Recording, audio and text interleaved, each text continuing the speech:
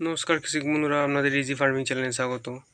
আজকে আমরা সবজির কিছু রস শোষণকারী পোকা সম্বন্ধে আলোচনা করব, যেগুলো সবজির রস চুষে খায়, বিভিন্ন ভাইরাসগত রোগ বা মারাত্মক যে আমরা কুঁড়ি যেটাকে বলি, গাছের একদম বৃদ্ধি বন্ধ করে দেয়, সেই পোকা থেকে রক্ষা করতে কিছু অগ্রিম পরিকল্পনা, যেটা কৃষক বন্ধু নিলে খুবই উপকার হয়, সেই সম্বন্ধে কিছু ওষুধপালা নিয়ে কিছু আলোচনা করছি।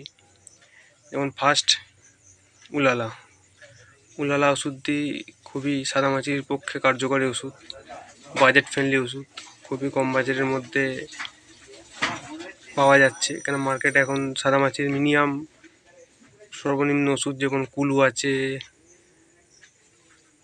জিঙ্গালালা আছে, 200 টাকার উপর খরচা, সেখানে আপনি 300 কি 320-র মধ্যে 3 ট্যাঙ্কি ওষুধ পেয়ে যাবেন, খুবই কার্যকরী সাদামাছির জন্য। এছাড়া হচ্ছে থ্রিপসের জন্য আপনারা সোলেমন ব্যবহার করতে পারেন। সোলেমনে ইমিডাক্লোরোপাইডের সঙ্গে বিটা সাইফ্লোথিন আছে, এটি থ্রিপসের জন্য খুবই কার্যকরী হতে, এছাড়া সাদামাছিও যাবে, এটাতে খুবই কার্যকরী ওষুধ একটি।